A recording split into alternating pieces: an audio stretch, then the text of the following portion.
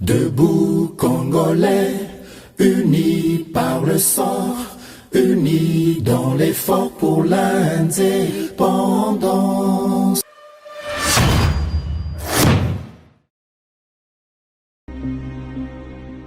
Il n'est pas question ici de dialogue politique avec ce groupe. Je le dis et je tiens à le préciser, il n'en sera jamais question.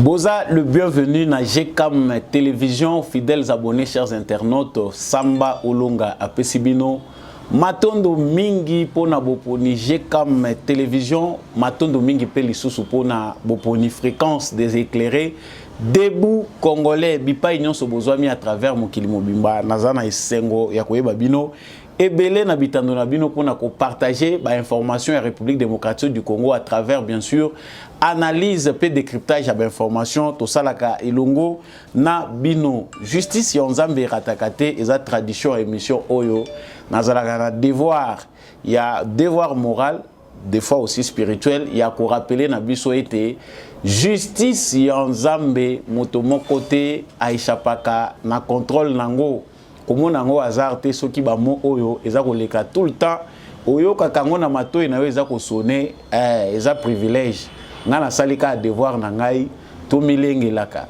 yo baka ko sala comptabilité ya ba acte oyo zali ko poser sur terre même oyo za ko sala na nkuku yeba yango ke e ko futa mana mpoasa mabe yo za ko sala kanisi ke naza na toilette mutazo mona ngate to pe ozo kanisa ko za yanke omonela biso nyonso justice a Congo ezana capacité à maîtriser yote même si aux États-Unis tu as les tuyaux partout oh yebi ke na dusola kawana mutamona kangate lokuta tu te trompes yeba yango ke nyonso yo za ko sala même na nkuku ezali na liso emonaka yo alors il n'est pas tard pour changer yeba yo moko ko se rappeler à l'ordre ko yeba ete malamu yangonde ezali obligatoire eza pétarté.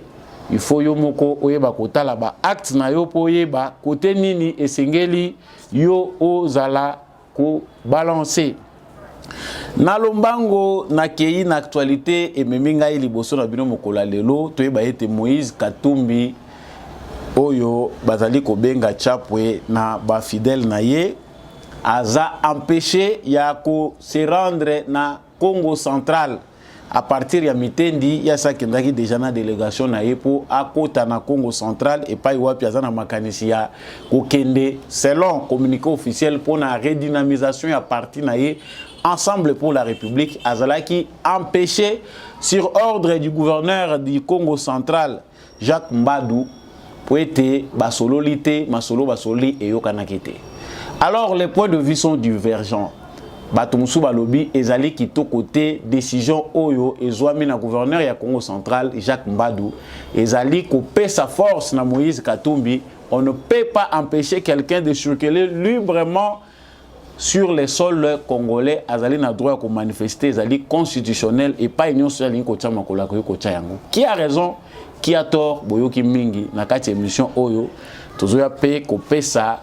Oui, sengeli toloba bokozwa pe ba vidéo ya ndenge nini makambo ngo elekelaki na frontière entre Kinshasa na ba Congo et pas iwa Moïse Katumbi abandai ko discuter na ba policier pona kotalisa bango ke sengeli basala musala na bango ndenge et longo bani Jacques Mbadou a tort, qui a raison, Moïse Katumbi a-t-il raison? Est-ce que ezali pona ko créer base bato na bato bazoloba ba version na bango version ya Samba Olonga analyse ya Samba Olonga toza kozwango sika sika awa.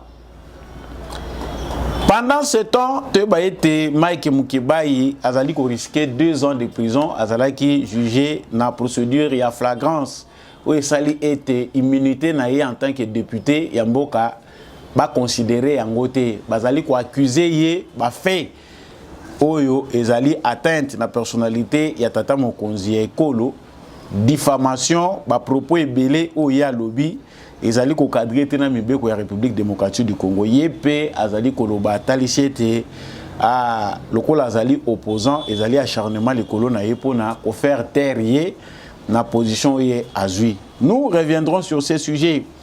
Félix Tshisekedi a visité l'enfant qui a été victime du lynchage de la police. Le président de la République a eu l'occasion de na responsable de la police Oyo Azalaki sur terrain pour encadrer les manifestants. Tata Mokonzi Ekolo a félicité Yepé à promettre qu'il faut que les musika yango eza ko sala makelele bato balobi eza dignité ko wuta na Tata Mokonzi Ekolo ko benga bato ba voyou wana elakisi kaza na parti pris makambo nyonso bato bazali ko décrier Oyo ezali bavure policière elakisi ke ya azwa en considération te parce kaza ko benga bato Oyo ba manifestant wana za ko benga bango ba voyou et choqué bango tokozonga na kati ya actualité wana toyeba ete procureur ya CPI akoya na kati ya République démocratique du Congo akoya ko sala nini na placard ya CPI makambo ezali mingi. Est-ce que le gouvernement ya République démocratique du Congo esengeli ko milengela na agenda ya procureur ya CPI nini ezali pour na RDC? Est-ce que azali porteur de bonnes nouvelles par rapport à ce que les Congolais attendent de la CPI Oyo? Vraiment ezali organe moko bato belé baza ko pesa ngo crédibilité lisusu te. Justice wana organe wana ya justice internationale ezali na crédité na Afrique. Procureur azoya ko sala nini esengeli gouvernement ya République démocratique du Congo esala to kolobelango. Na mokuse pona bosukisi, le Rwanda prépare un assaut pour la ville de Goma. C'est ce qui ressort na maye société civile azali ko dénoncer. Ba militaire rwandais bazali ko continuer ko se renforcer pour na kokota na territoire congolais. Objectif na bango ezali ville ya Goma, il faut ville ya Goma et tomber. C'est la seule façon de forcer la main à Félix Tshisekedi pour accepter la négociation telle que bango bazali ko lukela yango. C'est ce qui ressort de la société civile Nord Kivu Oyo bazali ko dénoncer ma kamoyena. Voilà tout pour l'actualité d'aujourd'hui. Oyo tozali ko commenter pe ko analyser na bino sikasika awa na pesio matondo yo mutozui libaku malamu ya Nation na biso GCAM télévision soko za abonné.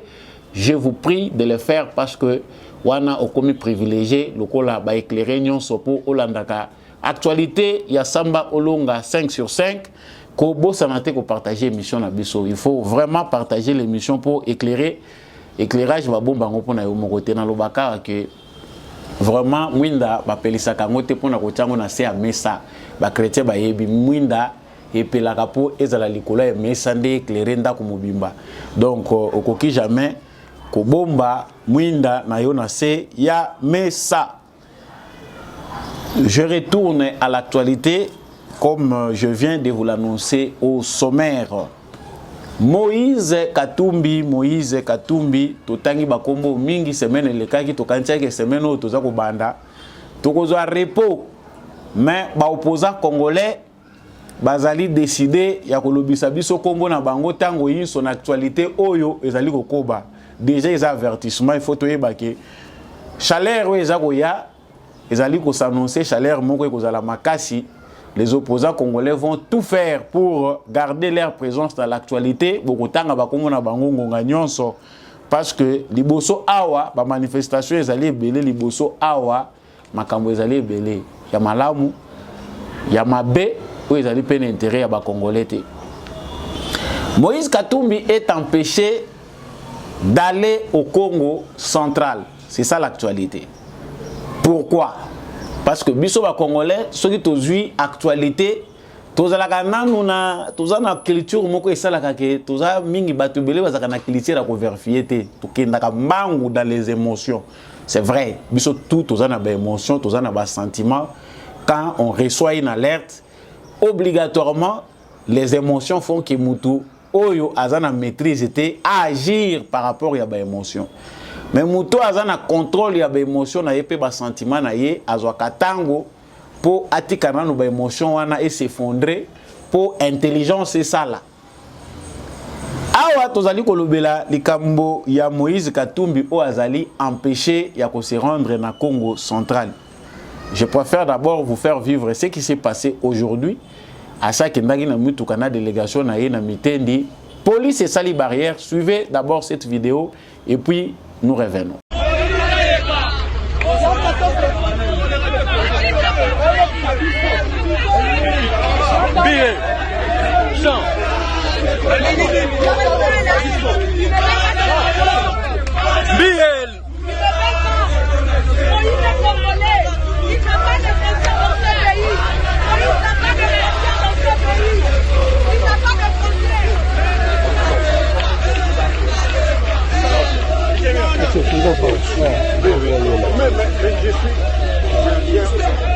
Congo central. J'ai écrit dans le Congo central. Où est le problème? Je suis un étranger.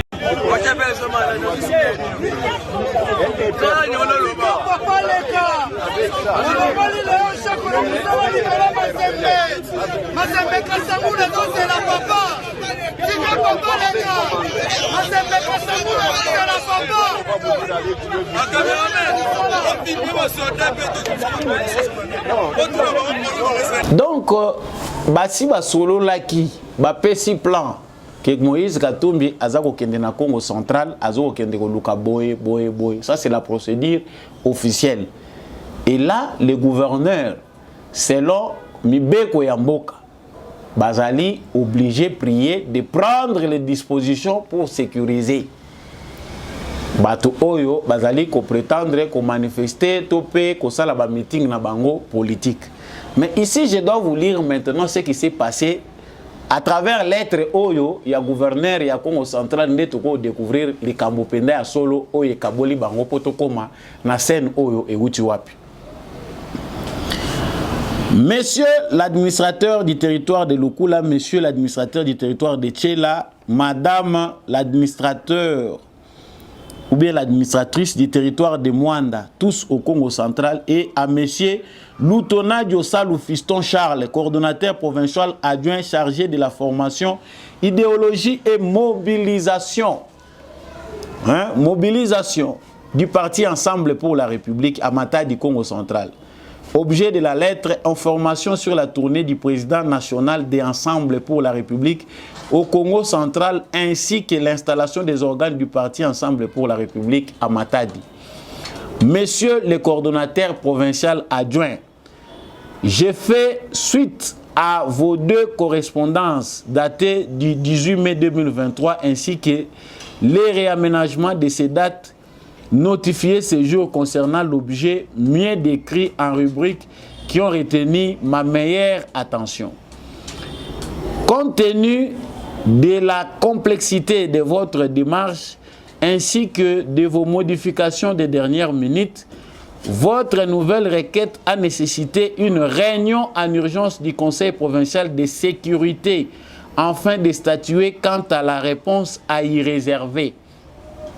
L'article 7, voilà, Azako rappelé Moubeko, article 7 et l'Obinini, l'article 7 du décret loi 196 du 29 janvier 1999 portant réglementation des manifestations et réunions publiques dispose que les autorités saisies de la déclaration préalable ont l'obligation de veiller au déroulement pacifique des manifestations ou réunions publiques organisées dans leur ressort territorial ainsi qu'au respect de l'ordre public et des bonnes mœurs sans tenter de les entraver.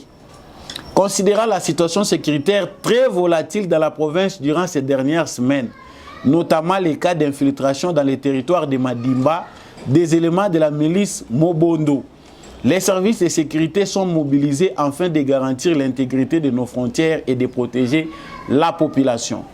Considérant que la tournée que nous vous annonçons devra s'étendre sur toute l'étendue des territoires de la province et c'est durant presque une semaine, considérant les imprévisions du programme que vous avez communiqué, lesquels ne mentionnent ni les lieux où se tiendront les activités, ni les timings, l'organisation intrinsèque de chaque activité, de sorte que les services précités ne sont pas en mesure de mettre en place un plan efficace tendant à garantir le respect de l'ordre public.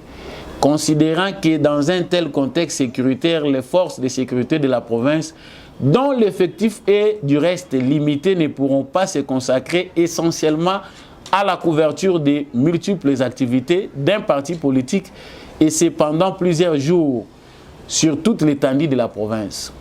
Par conséquent, afin de permettre aux services de sécurité de remplir pleinement leur mission conformément à l'article 7 précité, vous veillerez à vous conformer aux conditions suivantes, fixées à l'unanimité de membres du Conseil provincial de sécurité restreint.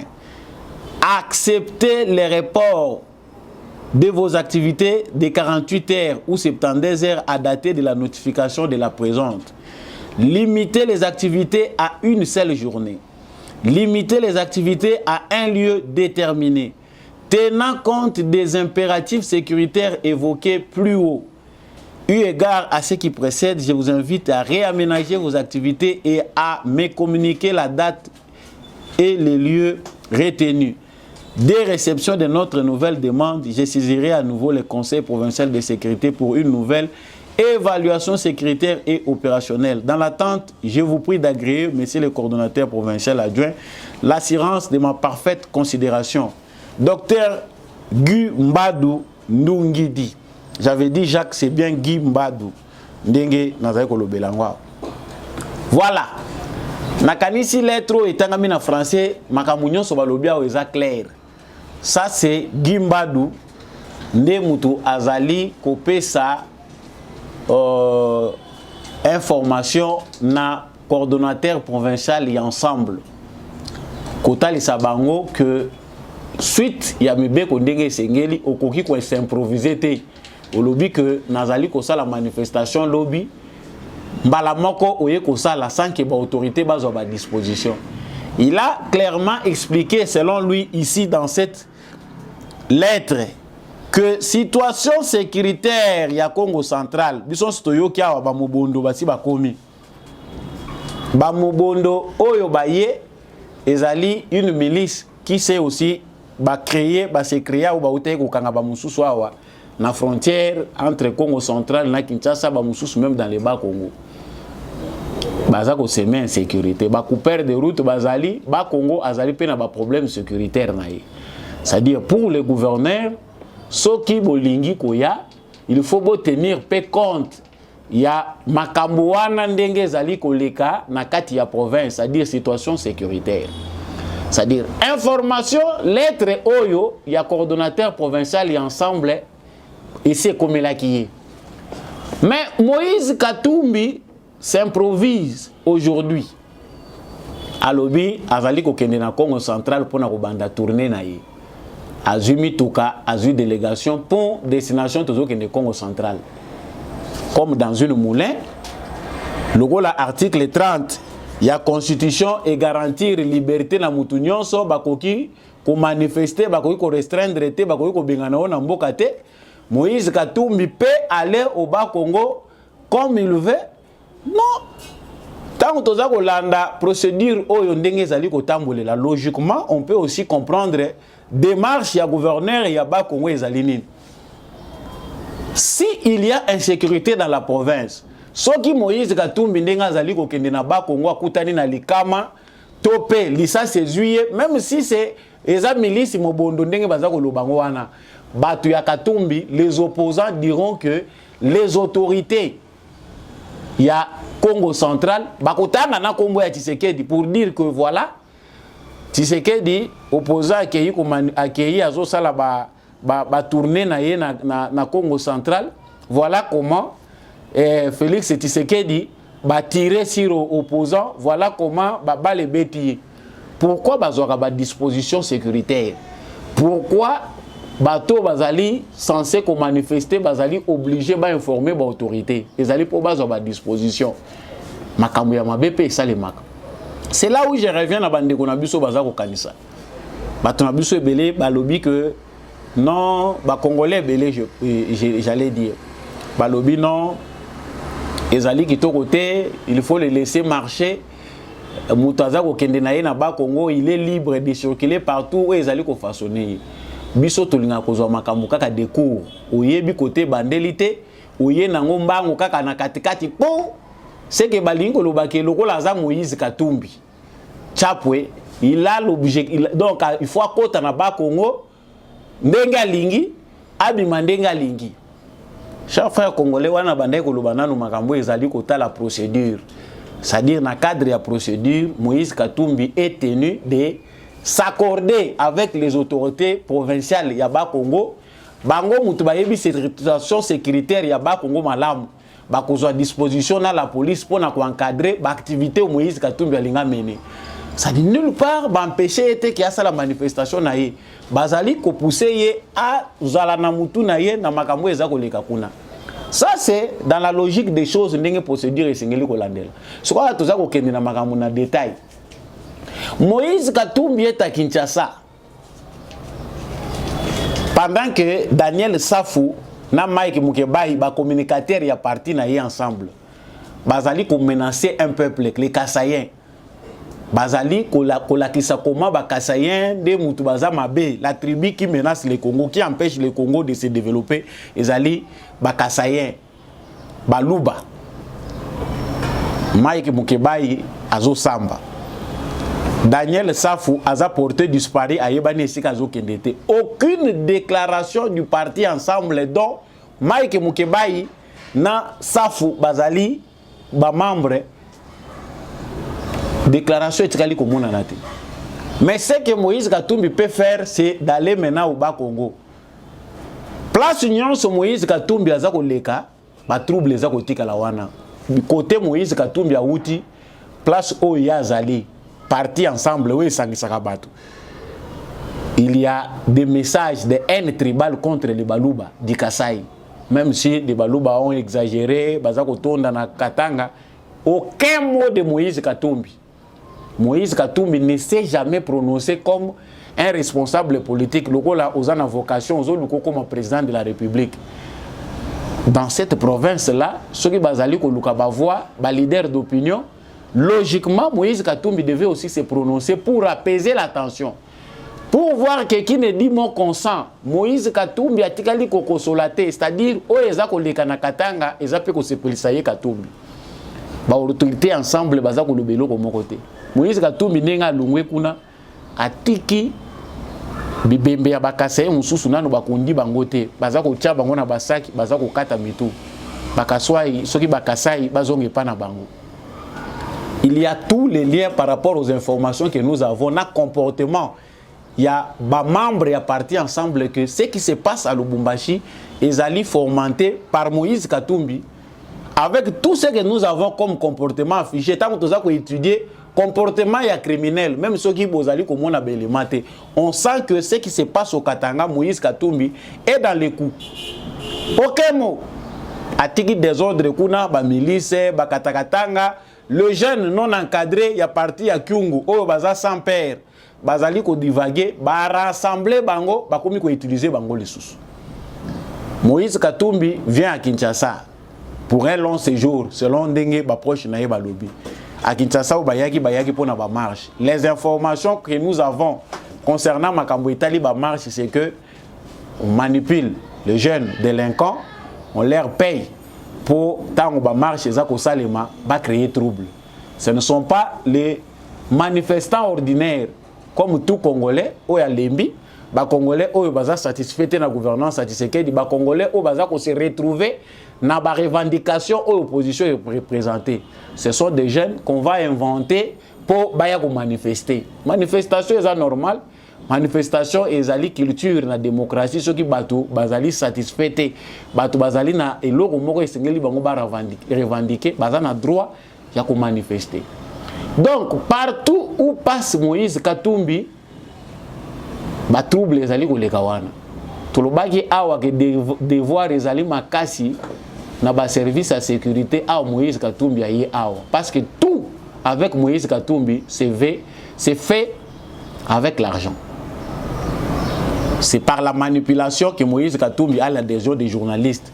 C'est par la manipulation, par des moyens financiers que Moïse Katumbi a des gens qui ne l'aiment pas lui Katumbi, mais qu'il doit utiliser forcément parce que pour atteindre Babunaye, il faut utiliser mon solo. Donc la politique demande autre chose que l'argent. Même s'il faut Zalanambongo pour s'organiser en politique, mais politique pour servir. Pour être au service de la société, les alliés politiques étaient à la business.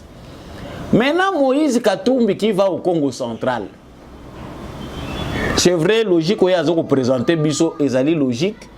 Il y a Kolobake, les alliés qui ont une redynamisation à partir de là. Il y a un meeting, il y a une manifestation. Est-ce que le gouverneur du Congo central a tort? Il y a un agenda pour la disposition. Est-ce qu'il y a un conseil de sécurité, il y a province, va se réunir pour répondre à ma préoccupation? Moi, je suis de ceux qui pensent que Moïse Katumbi a voulu créer les braises, les buzz, pardon. Katumbi est dans la logique d'attirer, de manipuler les Congolais. Yo yebi ke bozana na lisolo na gouverneur. Agenda obino bo présenté en dernière minute et ça nous bien connu par l'autorité provinciale. Bazana besoin de fixer bango. Boko ça la manifestation wapi. Et ko ça le mandenge nini. Pendant combien de heures? Heure nini ti heure nini. Ce sont des informations importantes auxquelles le commissariat provincial de la police a besoin pour sécuriser votre manifestation. Dans l'activité, vous avez besoin de mener. Qui a raison, qui a tort? Chers frères congolais, ne tombons pas dans le jeu de l'ennemi. Ceux qui se disent opposants congolais ont une série d'activités au bango va préparer. Oh, tout ça comme nous les amouké. Oh, Peter Kazadialobia, ministre intérieur, qui ndenge bazawana basatanda qui n'a plus de blessés. Bazela qui va dégâts les belés. C'est ça l'information. Ceux qui se disent opposants congolais, objectif au bango va planifier au bango bazanango pour atteindre, c'est créer un chaos. Ou permettre bango qui balo Tshisekedi n'est pas capable de diriger le pays. Les élections ne vont pas se tenir dans de bonnes conditions. Nous exigeons un dialogue. Moïse Katumbi, Martin Fayoulou, Matata Pogno. Si Matata Pogno est dans ce groupe-là, mais et ça, la bandeko bazana ba Congo ba yebi que route nationale numéro 16 pendant plusieurs années. Ba lobby que non, il faut débloquer mon solo pour na construire route wana. Tshisekedi d'ailleurs okuta route nationale numéro 16 ezakuna na ba Congo. Kaka na ita ezalaka. Ba Congo evandi wana Matata Pogno était premier ministre. Crise oyo esali ke port ya boma. Soki boma ba chômeur ba komi belé banditisme eza ko bota kuna ba otuna nani. C'est pas Matata Pogno. Bon Matata Pogno akokende kuna na ba Congo kende koluka nini. Moïse Katumbi ira au Bas Congo pour aller leur dire quoi? Yassika. Dédynamisation à parti politique.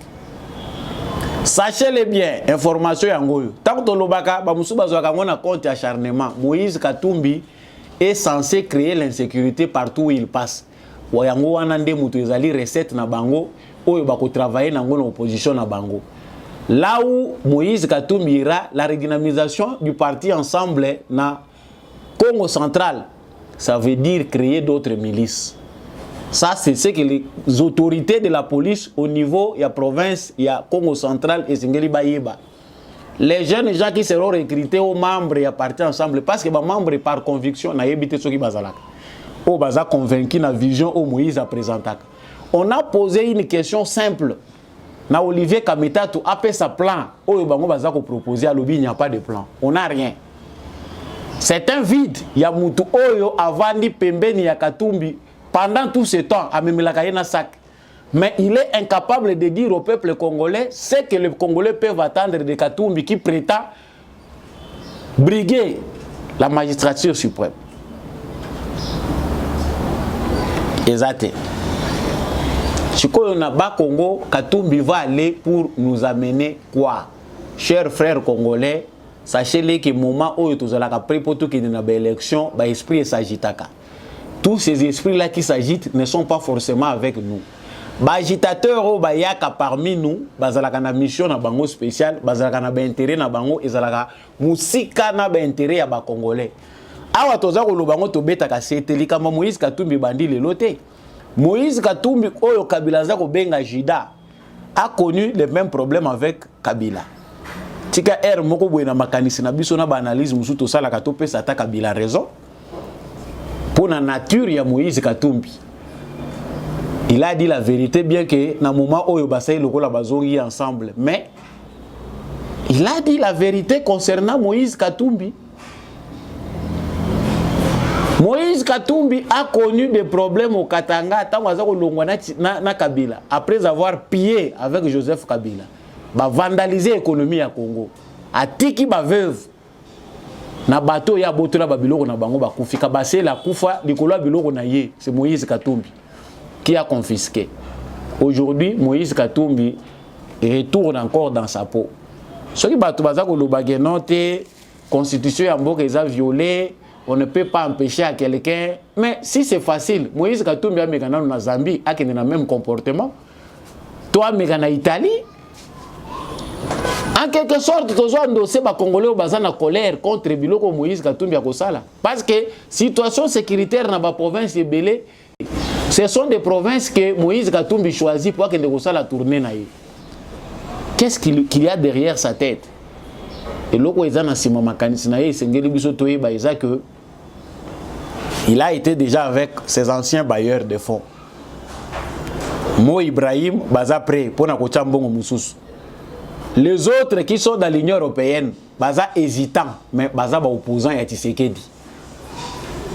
Nous condamnons l'usage de la violence, États-Unis, Union européenne, aux droits de l'homme. Toujours condamné usage disproportionné. Qu'est-ce qu'on entend par usage disproportionné? Parce que biso to monika ba blessé wana pe parmi bango bazaki na mabaya bazo beta ba policier nde banyama bako kotuna ba policier te ba policier pe baza batute. En France on justifie ango ba justifier violence wana balobino te les policiers bazala qui peut attaquer ba policier pe baza bato. On justifie ça comme ça. Mais awa oyo bato bayebi nanu badroit na bangote, bayebi pe ba devoir na bangote. Abakati kamata libanga ya munene, okozwa ta makite, okozwa ta maite. Muzika bakata na libanga obambi policier. Policier nde mutute. Ils ont aussi droit tant on peut balandi bazui moko na bango, même en France, ba nyikaka. Umoni pena ba vidéo ezobima ba audio ezobima ndenge ba policier bazo solola, ndenge nini ba rosaki ba manifestants. Ils sont en colère, ce sont des humains. Ils peuvent aussi à la dérive. Ceux qui peuvent commettre des bavures qu'on condamne tous. Mais l'Union européenne a lobby à Zongeli. Parce que c'est comme une culture. Chaque fois que nous devons aller aux élections, chaque fois qu'il y a des manifestations, l'observatoire, il y a droit de l'homme, il y a l'Union européenne, si il y a des terrains à Bango, il y a se vertuer pour nous présenter des exemples. Il y a non, usage disproportionné. Usage disproportionné, montrez-nous quelqu'un touché par des balles réelles. Bazate, ceux qui m'ont étouffé, ceux qui m'ont tout tanné, ceux qui ont brûlé maki, blessé au nyons toza ko mona kuna. Na ba ope baza victime ya ba manifestant comme ba journaliste, bazali. Chers frères congolais, j'insiste. Bino batu bolandaka émission oyo, toza na tante ya ko fouiner. Vous présentez des informations difficiles à digérer. Attendez-vous à plus d'événements comme ça. Attendez-vous à plus de scénarios. Moïse Katumbi, Matata Pogno, Martin Fayoulou, Delis et Sanga vont faire encore plus de scénarios que ce qu'on a vu. Objectif, c'est de trouver une raison. Baza obligé, ba justifier soutien au bango baza na besoin nango libanda. Il faut ba justifier ngo na kati. Comment ils doivent inventer des manifestations, créer des mobiles, faire massacrer les gens. Félicitations au président de la République qui a sauvé cet enfant. Président de la République, Soki, a une disposition, la wana que bazo ba disposition mwana wana azalami placé na place des à sécurité akita ke ndekota la yebalinga babu mwana wana nanko. Biloko ebimaki na munoko ya Daniel Safou, et quand on a vu l'état de l'enfant, on sent qu'il y avait intention de tuer cet enfant pour bacha na mutu ya Tshisekedi ke mwana ya muki azalaki tabassé par ba policier à Koufi. Daniel Safou a annoncé, Daniel Safou qui est en fuite au justice Ezako Luka a annoncé à Lobi mwana Koufi, a créé même théâtre na plateau. Je ne sais pas ce que ezalaki sous effet ya drogue. À Lobi l'enfant est mort, mwana na kobikate. C'est comme ça qu'on pouvait envoyer quelqu'un avec une seringue toyebi. Comment ça se passe chez nous, bateau ba milibiso critique à mabe. Ba para mwana na soki bazo kanisa ke ezaki une intention bazo luka ba aider mwana. Détrompez-vous. L'idée c'était de tuer cet enfant pour dire que le régime de Tshisekedi a tué un enfant. Police ya Tshisekedi batindaki bangomba boma. Voilà comment on a tué un enfant. Pour un enfant qui a été lynché par des policiers moins professionnels. Wana iko munene. Wana bato yo bazana tante ya ko condamner agression ya Rwanda. Bazo ko bima po ba ya ko lakisa biso comment baza affecté, baza touché par ba événement. Événement où ko touché l'Union européenne ezaya manifestation. Événement où ko préoccupé mingi États-Unis ezali ya manifestation. Même ceux qui muta katani loboko na manifestation, c'est plus que des millions de morts. Oh ti lelo les Occidentaux en général, bazoye batendingini ya ko réparer préjudice na bango, pour ne pas inclure toute la communauté internationale dans cette bêtise. Chers frères congolais, nous avons beaucoup de problèmes. Mais il y a des gens préparés pour nous distraire, préparés pour créer une diversion. Bitumba, Tshisekedi azako bunda ngo na ba congolais te. Azo bunda ngo na batu oyo balingi te ke Congo ezala état. Ils sont au sein de la communauté internationale. Ce sont des états qui ont compris que nous congolais tozali na idée à s'organiser te. To salama na biso poto nyo kama na mabelo eza riche bango bayaka kozwe pa na biso. C'est là où se trouvent les combats. Au lieu que nous, Congolais, puissions nous mobiliser pour apporter notre soutien à une énergie moko yasika, na volonté moko hors du commun. Parce que nakati na bango baza ko tchema kelele wana sacrifice à Tshisekedi ba ko sala ngote. Mais les Congolais vont se liguer sur base d'une manipulation pour prendre Tshisekedi pour cible.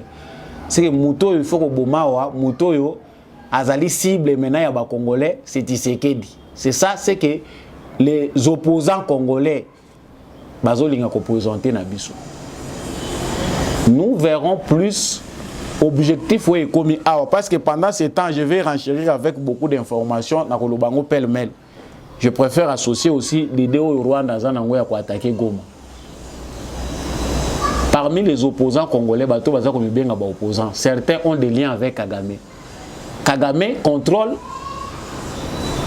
plusieurs personnes dans l'opposition congolaise. Biso tozo kanisa ke bazali ba opposants, bazali ko incarner ba revendication na biso peuple en général, alors qu'ils sont au service de l'ennemi. Et de fait, baza pe ba ennemi à peuple congolais. Kagame sait que dans l'opposition congolaise baninga na ye bazali. Quant à pousser bango, va continuer à distraire Tshisekedi, l'opposition, ceci, parce qu'il faut veiller. Ça paraît un peu bizarre pour les autres, l'acharnement, c'est une façon de décrédibiliser parce que Baza contre Tshisekedi. Non, détrompez-vous. L'opposition congolaise a une mauvaise mission. Souvenez-vous que Bitumba Oyo, Tshisekedi Azanango, il y a quoi éradiquer l'insécurité ko bundete Bitumba Oyo ya kuti sali ba décennie et si là. Bazan a besoin de multiplier ba foyer à tension. Et pour cela, il doit y avoir des gens pour divertir. Bato ba ko créer manœuvre à diversion. L'opposition congolaise est dans cette optique là. To banda ko distraire Tshisekedi, o to kei, tozo linga tourner, o tozo linga. Mais élection bolingité. Congo, ceux qui sont au Congo, Équateur, partout ils vont passer, vous verrez que des milices vont se créer. Vous verrez que l'insécurité va encore grandir là. Bongo, bango bako tambola nango, ezali ya ko créer des jeunes délinquants. Oyo, bako koma loko la ba milice et ko banda ko terroriser ba lo ba Tshisekedi n'a pas réussi à assurer la sécurité du peuple congolais. C'est un président à quitter. Mais si ce n'est pas la sorcellerie, to benga ngonini bino batu bozo luka bandoki na butu bazana moi bozo vivre na bango. Voilà la sorcellerie ya moi eza ko monana. Les Rwandais se préparent pendant ce temps. Basi bayebi que Tshisekedi aza coriace. Tshisekedi ne va plus céder par rapport à ce qu'on est obligé de temps en temps de la part ya bato ba dirigeaka Congo. Nous n'avons pas en face de nous quelqu'un de faible oyo. Le mieux à faire, c'est soit de les tuer, ou c'est soit d'utiliser même les pays frontaliers pour continuer à envahir. Barwandais, Babongami, Baza ko agresser Congo, Baboy ko respecter le processus en cours et Zalaki na idée à pacifier Mboka. Kimia Ekota dans la région, il y a Grand Lac. Bazo renforcer position na bango. Objectif ya Rwandais ezali Goma. Goma pas parce que ezali soki ndenge nini, pas parce que Goma ezana ba minéraux, mais parce que Goma est stratégique. Bazo ngela ko occuper ba position na bango nyonso Goma est tombé et là Tshisekedi sera humilié, il sera obligé de collaborer. Na moment ya boye mboka ezali menacé. Les opposants congolais préfèrent jouer le jeu de la division, jouer le jeu du tribalisme, baba qui c'est la biso ba mo likolo ya ba mo tozanango. C'est-à-dire nous avons un problème ici qu'il faut résoudre face au complot international où ils ont incarné na Rwanda. Mais les opposants politiques au bazan a tenté. Katumbi qui veut aller au Bas-Congo n'a pas le temps de condamner les Rwandais, ni de citer le nom de Kagame parce que c'est son mentor. Ce qui Katumbi a dirigé Congo, il sera bakoyoka na malamu na Kagame. Bitumbe kosila na Est parce que tout ce que Kagame aura besoin à cause facilement.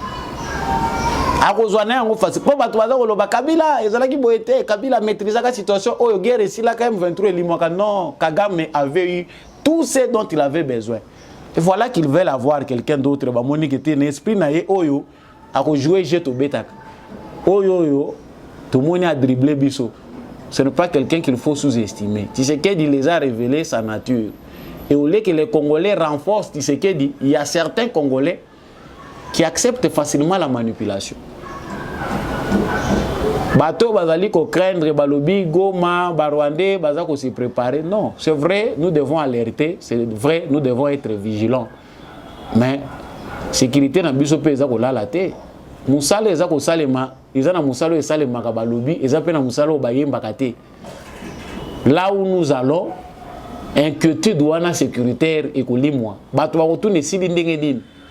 Et ça va prophétie parce que certaines choses ne doivent pas être dites à la presse. Mais même lui-même, Kagame, sait qu'il est en danger. Ceux qui va réunion à sécurité, comme il y a les manatons menaçants, le dictateur sait qu'il est en danger. Ne craignez pas pour Goma. Goma, ce que c'est qui est ici et qui est na mutu na bango. Parce que Goma wane zalaki miné, ba officier rwandais ya EAC bazalaki na Goma. Bazako planifier mabena ba Kenyan. Il y avait des officiers congolais rwandophones oyo bavandelaki na Goma. Bazali ko partager ba information à situation sécuritaire ya Goma pour ba faire chiter Goma. Mais botuna kité ko yaki ndenge nini? Comment certains ont fini par fuir des officiers congolais balongwe na batenu ba kei ko rejoindre M23 balongwe la ki à partir ya Goma. Non, c'est vrai qu'il y a encore des zones d'ombre. Bamadoussou ezana nous polele ebele o esengeli to zipa. Mais Congo o Tshisekedi daza ko diriger zandenge moko te na époque ya Kabila. Il y a des choses qui changent mais sans que bateau bazali éveillé d'esprit ba remarquer. Soko zana miso komona que certainement il y a une base qui s'installe. Ce qui pose zana yo muto za facile ya ko se laisser emporter na ba agitateur. Okomona que c'est compliqué. Mais nous on sait que le Congo s'est reconstruit. Il y a une base solide où ils ont Katia Kosalema. Il faut aux la peine à banner solide, aux à la coriace, aux à la esprit mon éveillé pour comprendre que aujourd'hui ils ne peuvent pas faire ce qu'ils ont fait demain. Oh nyon so bazo sala oyo ezali pona ko sakana na esprit ya ba congolais pona eza guerre d'esprit. Ya ba congolais musuba ko kaka pression mboka ngwe ke kaka tozala ki awa bozo tindela nga ba commentaire mboka ese ke kaka l'histoire retiendra que c'est sous Félix Tshisekedi que le Congo a été balkanisé. Boza ba citoyen ndenge nini. Ya wonga na pesa ka conseil c'est à prendre ou à laisser. Ne vous laissez pas emporter dans n'importe quoi. N'écoutez pas du n'importe quoi. L'armée numérique rwandaise est en œuvre. Toutes les informations que nous recevons, même venant de certains Congolais, ne sont pas à prendre en considération. Sachez toujours avoir des canaux précis, fiables. Oh, yebi ke noté, soka lobby. Ata ako balancer ngo ko sala ndenge nini, eza faiblesse ya média na biso, mais au moins makambo malamu. Tant ozoyo ka 20, 30 au sangisi, eza obésité ya ba information ndenge komi ko pesa mela mikolo. Y compris les Rwandais. Les Rwandais ont acheté même des journalistes congolais. Si les Rwandais peuvent avoir l'audace de former des enseignants, bazu ba congolais ba ke ko prendre bango renseignement na Rwanda balobaka batangisa ba Rwandais minoko ya Congo. Mais tonalité wane ko ya ko bima wana eza ndenge moko. Prenons soin, chers frères congolais, de nous mobiliser davantage. J'avais dit que Mike Moukiba il risque 2 ans de prison à comparaître. Na sepeli ava na sili sape point na ye oyo boyoka makambu ya za koloba. Avant tous les cas na makambu tata mokonzi ekolo alobaki. Pour que vous compreniez comment je me retrouve devant vous. J'ai été pris chez moi dimanche à 18h30, s'il vous plaît, hier. Nous sommes lundi aujourd'hui. Hier, 18h30, par des individus non identifiés, sans aucun mandat ni cahier. Ils m'ont pris devant le portail de ma parcelle. On laissait mes enfants traumatisés. Mon fils aîné a même pleuré, a dit, cette fois-ci, mon papa est pris par des criminels, c'est pas évident qu'il reviendra. Il a appelé mon frère Lévi. Mon frère était dans le prétoire, il a appelé mon frère pour lui dire, papa a été pris par des criminels, je ne sais pas s'il reviendra. Ces gens sont venus à bord de Land Cruiser, Toyota Land Cruiser, m'y ont embarqué de force. Après m'avoir braqué, j'ai été contraint d'embarquer. Ils m'ont couché sur le parvis du véhicule. On commençait à me promener dans la ville et m'ont cagoulé. Et je l'ai dit, c'est inacceptable. Tout le temps, j'étais là à dénoncer que nous n'étions pas dans un état de droit. Là, je l'ai vécu, hier, moi-même, personnellement. Cagoulé, comme je l'ai dit.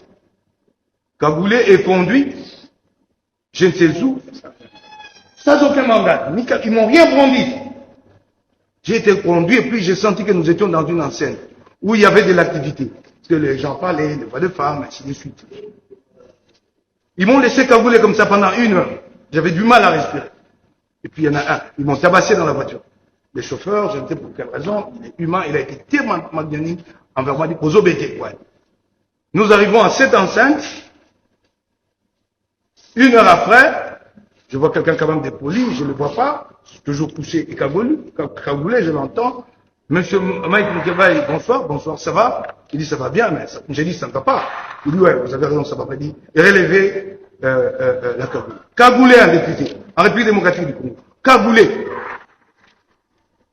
En fait, en réalité, avant qu'ils viennent et me demandent de relever la cagoule, ça, je vous jure, je commençais à faire ma dernière prière.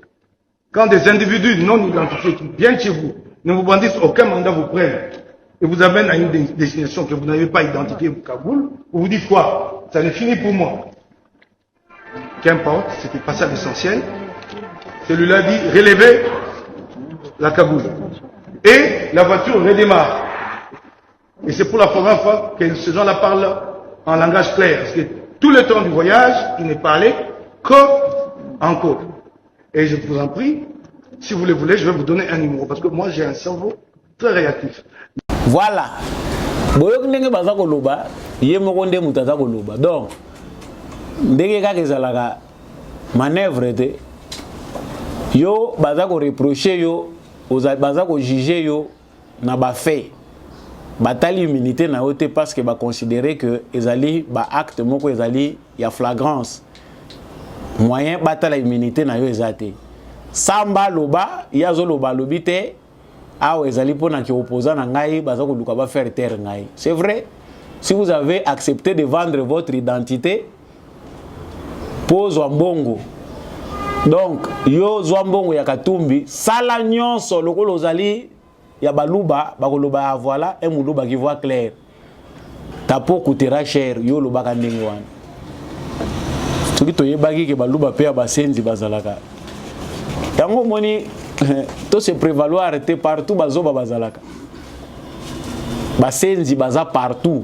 Termane chokaka soki na utilisanga bandeko belo note samba olonga olobaka bien injury pate koloba mutu aza musenzi ezaka kofinga ete eza pe qualificatif parce que eza na bato ba méritaka te hein même soki a commis 3 fois docteur il reste l'animal qu'il est en lui parce que ozomona aza à la place aza l'intelligence abattu là l'instinct animal. Vous imaginez au Congo ezako traverser na biloko tozomona na justice na biso. Nous, on veut voir une justice qui peut permettre que les bandits d'État battent espace dans l'État. Voilà ce qu'on attend. Va distraire la justice. Ce sont les procès de Mike Mukebai, ce sont les procès à Bassafou qui est en fuite. Et il y a des journalistes comme ça préparés bango pour passer la musala wana. Ba journaliste o bache wana musala bango ba pesi bango ezali nini? Bo bandaka koluba. Malobeza ya bango te, ce sont des perroquets. Ba pesi mbongo chaque fin du mois azokenda zu mois 700, chaque fin du mois ki mois 1000.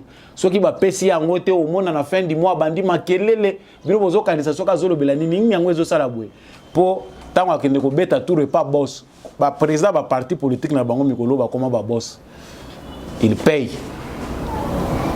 Voilà ce qui traîne encore Mike Mukebai pour une deuxième fois en prison. Moi ça les là qui awa mobali na ngai bazo ki paye te awa ngana zo souffrir. Mais moi ça Mike Mukebai azo mona le sous-souté. Il y a des gens qui gagnent leur argent en toute honnêteté, en toute intégrité. Ils ont mutu bato bandima ko gagner vie na bosenzi. C'est que les autres ne peuvent pas accepter que bamona ka ke nazui naza ko conduire mutuka naza ko lata kitoko mais naza musenzi vie na nga futur eza ya bozoba. Il y a des gens qui vivent ne fût qu'avec le pain et l'eau, qui ont du mal à joindre le deux bouts, pour du 1er au 30 à souffrir, qui ont aussi la capacité de faire ce que vous faites là, mais qui trouvent qu'il y a quand même des dignités de manger son pain avec la conscience tranquille, que au kanisa que vous gagnez vie alors que vous avez senzi, vous êtes capable de quitter sa couper yo mobile comme moi si. C'est ce qu'on est en train de voir aujourd'hui dans notre pays. Je préfère passer pour Malobasoge Belé les appels Malamouté.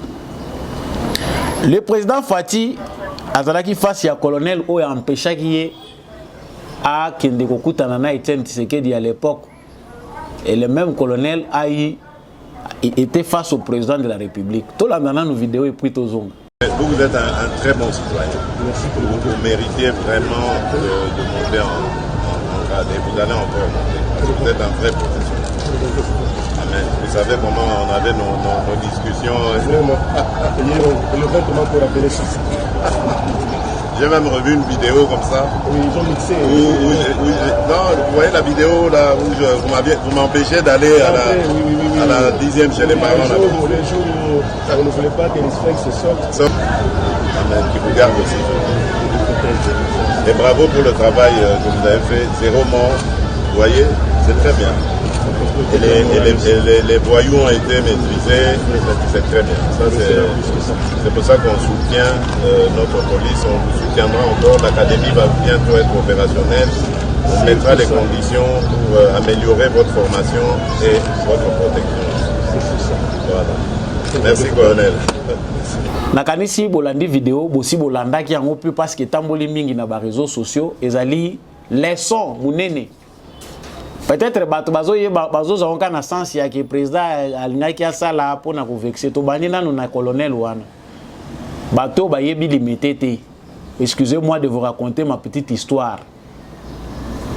Type wana bozo mona colonel wana ndiki président zo féliciter wana soki batindi na limité pour akende ko réprimer ba jeune ya ide pes batombo kito baza ko marcher c'est que bo mona ya bino. Bokomona ya bino. Ce que je raconte c'est na batu ba yebilie au président Zolo Bawana, peut-être c'est parce qu'il est là dans la peau du président de la République. Je ne pense pas que dans la peau d'autres combattants oyo babundaki pour lelo Félix Tshisekedi n'enga accéder na pouvoir bakoloba même langage na président de la République. C'est lui qui a empêché le président de la République kokota wate président pe lokola mutambamba mutalbija jamais na kokota wa tokosola mukolo mususu melelo te na kokota. J'ai cherché cette vidéo là. Président a rappelé makambo eleka qui entre bango mibale. Les sommes autres tirées à vie que on ne sait jamais. Hein? On ne sait jamais. Mutunyonso azaka important. Président Ebisi oza professionnel. Yo salaki musala na yo. Je félicite ce que vous avez fait. Vous avez mérité au Kendelikolo et suis Batou. Président Betisi Batou Bakwa Lobi, vous avez été professionnel. Tout le monde a maîtrisé ma voyou. Pas de mort, aucun mort.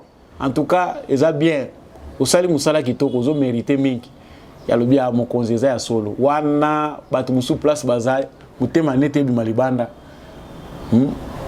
o président ndenge nini boye mais président to banda ko luka yeyo aza sensible aza hypocrite te bino bolingi lo wa Kabila zaki monstre ya silence baboma ba congolais ko lobate ya malamu esale mo ko lobate bon yo za président ndeni tozu ya biso oh aza biloba loba oh président qui ne ko traiter bato de voyous ah le mot voyou a choqué c'est vrai il y avait des voyous dans la rue nous n'avons pas vu les gens sérieux pour la plupart les jeunesse ba utilisaki ce sont des délinquants ba jeunes délinquants de babimaki na balabala on veut voir une marche avec des gens sérieux ba maman oyo baza contenté ba papa ba bimi na marche c'est vrai na ba marche à IDPS il y avait des jeunes oyo bazaye proche à délinquance ba délinquant pe bazalaki mais la plupart c'était des gens sérieux baza na souci à changement zo mona catégorie nyonso ezali c'est que bato bazali ko incarner opposition donc pour na ko silisa point oyo esengeli biso toyeba vraiment que président Félix Tshisekedi nazongi lisusu na actualité wana wana azalaki sauvé. Nous devons bien le noter. Balingaki ba boma mwana wana. Ba parents mwana wana basala keba parce que l'opposition congolaise est prête à tout pour créer des événements qui peuvent nuire à l'image ou bien ternir l'image de Félix Tshisekedi que aza dictateur, ils ont ba pesa ki bangordre ba boma. Oyoki pe Moïse Katumbi kuna zo beta ngo ba police alobi même ceux qui ba yesi bino ba boma te. Police nini basi ba yebisa na régime Tshisekedi que a ozoki na balabala ceux qui muto asakani boma ye. Il y en a pas. C'est que bien inventer des morts, vous voulez créer des situations qui peuvent traîner des morts pour vous ça va communiquer à Milaïbo lancer que régime barbare ya Tshisekedi. Na bosu kisi na yebi ke na lobby ba sujet belé en pêle-mêle, bo tolérer nga lelo mukola lelo na lobby na désordre, mais c'est comme ça que l'information passe aussi des fois. Procureur ya CPI azako ya na Congo. Azoya pona banquette pour s'assurer na ba makambu ko landela dossier procureur à CPI azako yaka kapona ba prisonnier ou bazana ba prison ya Congo procureur ya CPI azoya kaka po asira nazoya kaka pona lokola mutu moko azoya ko ta justice na biso sous tutelle ou bien procureur à CPI azana besoin ba élément nini ya sika oyo biso Congo tozana ngote maman ministre ya justice Rose Mutombo. C'est le moment d'avoir aussi un langage courageux. Parce que le dossier est belé, il y a justice. Ils allaient traîner dans le placard, il y a Congo. Tribunal pénal au biso tozo là parce que les seuls points positifs pour lesquels biso togo yamba procureur à ces pays na Congo. Ils allaient tribunal pénal pour la République démocratique du Congo. Ba installé en awa ba crime nyonso eza commis na Congo ezala esambama ezate oyo ba opposant politique ba lobby baza ko bengela CPI wana imaginaire mais eza pona ba crime eza commis pe eza ko continuer kozala commis na kati armoire ya CPI il y a plein je ne sais pas s'il y a un pays qui a des dossiers na CPI lokola Congo en termes d'hécatombe de génocide de massacres je ne pense pas mais CPI procureur général azako yao non te ba prison na bino ba bazako kufa na kati tozana besoin ko yoka yango te que nos autorités prennent le temps d'étudier bien les dossiers pour na koyebisa ces pays c'est que nous attendons parce que muto azana logique claire akoko zela elo côté de la part de la CPI ezali justice moko international ya ba puissant ba imposant pour les faibles ba président baza ko tosa bango te ba bendaka bango ba kende ko tsa bango ba politicien o baza ko yoka bango te ba créer la bango ba dossier ba mena bango kuna mais occidentaux ba kotaka kuna te donc comme le procureur de la CPI vient il est important que les Congolais qui ont été aussi victimes il y a régime ya Kabila ceux qui besoin de confiance à justice à Congo te bolubi Tshisekedi d'Alexis biso tamingi activiste à droit de l'homme parce que Kabila jusqu'aujourd'hui continue à comprendre que il faut y aller landaka ba congolais ti na suka mais ceux qui bino moko bovandi ce n'est pas Tshisekedi qui sera la justice. Que les victimes se constituent, bokende, kota la procureure générale à ces pays, bo rappeler, na ba crime nyonso oyo, eza ko salima na RDC. Na ozonga vraiment na actualité oyo, avant procureur général aya, na kozonga pe évidemment na voyage oyo président de la République, aza ko sala pona kokende na Chine, eza ouf ya soulagement, biso esengeli to tcha président de la République maboko. Si les Occidentaux bazali très impliqués dans makambo Italie Ukraine, nous n'allons pas arrêter notre développement parce que nous sommes en partenariat stratégique na États-Unis d'Amérique. Je préfère m'arrêter là pour ne pas vous gaspiller votre temps télévisé Zangonga. Tokolobila ba sujet oyo na lobi na mukuse na ba émission oyo ezali koya matondo mingi na staff technique ya Ndekumbi ya Chako accompagné kingai na Serge Tubajiki bazalaki wana pona ete émission oyo komila bino. Merci mingi na apôtre Gérard KBAP bande ko nyonso bazali ko sala ete émission debout congolais ko base ko kende liboso ba éclairer nyonso ya mokili mobimba tozala se na bolingo ekolo tozala FARDC na mitema ya mutu ezali mentalité na biso ba congolais o nyonso yo lukaka lokola changement il faut bandango epai na yo moko soki yo moko o milongi oza changer nde okoki pe ko changer monde extérieur biso ba congolais tozana bosoto mingi par rapport ya ba anti valeur oyo tokomisa lokola culture na biso totika moyibi totika likunya tolinga ekolo na biso Congo tolinga na biso ba congolais nde yango ko sala ete mboka na biso e ba kokende liboso wana olande émission wana partager yango pe na voisin pour ete émission debout congolais ko bande kokende musika ngai na pesi bino matondo mingi pe au revoir to monani na prochaine émission.